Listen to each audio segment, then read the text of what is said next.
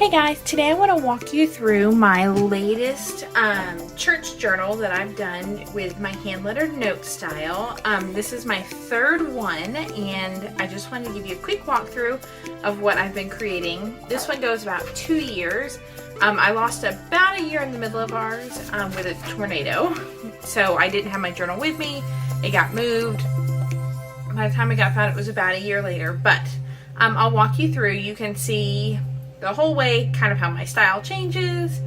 I've got lots of different tips and tricks that I like to use. I love a good border. It kind of helps with identifying specific thoughts.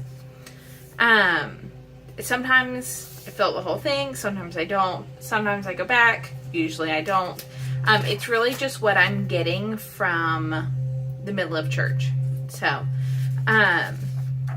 and you can tell, like, here are places I didn't make it back. Those look like dog bones too, but that's okay. But I've got basically just a handful of different places that I like to, or different styles that I like to use, and then kind of change on those. So I've got my basic brush font, which you see here. And then from that, I can do it also as a monoline, so without the thickness of other lines. I've got, let's see, block lettering, which I've got here, and I've also got the same block lettering back here with a little bit of a shadow. I've got let's turn the page and see. My capital letters font, all capitals. Here it is, sans serif and with a serif. This is, again, my classic brush lettering, but instead of using the thickness of the pen, I went back and drew a second line. Again, those capital letters, a little bit of just careful, a little bit of cursive. Let's see, what else do I have?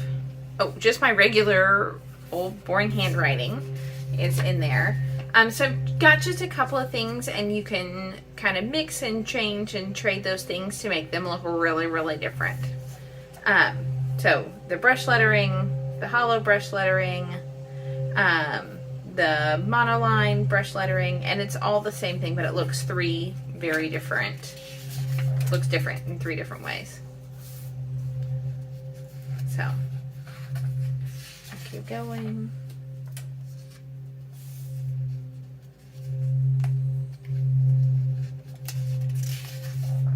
I have moved away from doodling. It takes me a really long time to draw, and I don't always love what I create, so I kind of have backed off the doodles. I love a good banner because those are pretty quick. I love a good box, but I try to keep it simple so that I can go really fast. I'll say, that being said, like, there's a lot of arrows in here, which I guess are technically doodles, but some little simple vines, circles with little triangles, a big lines. I'm looking for things that kind of make each section of text kind of clump on its own, which is one of my favorite tricks. Is like, if I'm going to write cursive here, then next to it I put a print, and then a different cursive down here, and a different, so I want them to look different. Sometimes I get stuck and I can't remember what to do, so in the back, let's scoot to the back real quick, I have kind of a cheat sheet of, like, what are my quick go-to fonts, and if I get stuck and I really just cannot figure out what to do next, I'll flip to the back of my journal, and it gives me just a little bit of a starting place to jog my brain so I don't miss the sermon trying to figure out exactly what I'm doing. I'll say did not get finished, but that's all right. I also don't do a lot beforehand. What I do is what gets done during church. I usually do, like, my title and the readings before church starts, but other than that, like, it's all done during the sermon. And I like to make my mistake early because there's an error on every page, whether it's misspelling a word or running out of space or an ink blob. But the sooner I can get my mistake out, the more I feel like I can just whoosh, go and get it done.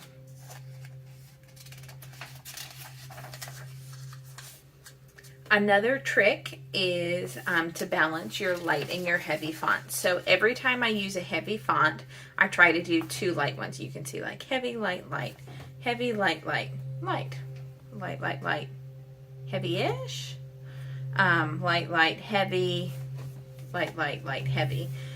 If you do a lot of really heavy fonts, your page gets really dark really fast. And it also, you get more ghosting on the page, and so I try to keep it light so you can't see everything through it.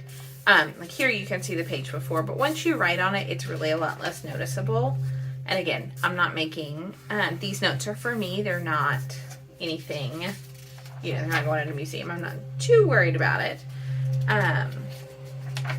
But it is nice to not be super distracted by what's behind you. So again, here's a good example. Light, light, dark, light, light, dark, dark, light, light, dark, light, light, dark, with a little light on the inside.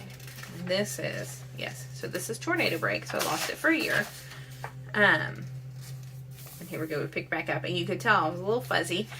When I didn't have my journal with me, I doodled some on just regular copy paper, but it's not quite the same, and we weren't even in our house, so I don't even have those with me. Like, they got, you know, tossed in the trash, which is okay. Because it's amazing to see how things change and your style changes and all that.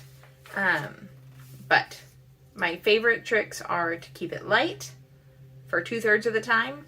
Have a few go-to fonts and easy ways to change them, and think about what you can do to section in your font. So whether it's a bulleted list or a little banner or a little doodle of the sun and clouds, the easier the better.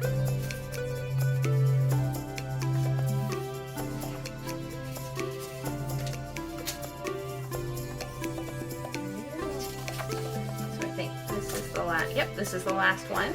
I hope this was helpful to you. If you've got a question, drop it in the comments below or shoot me a message. And I hope you guys enjoyed.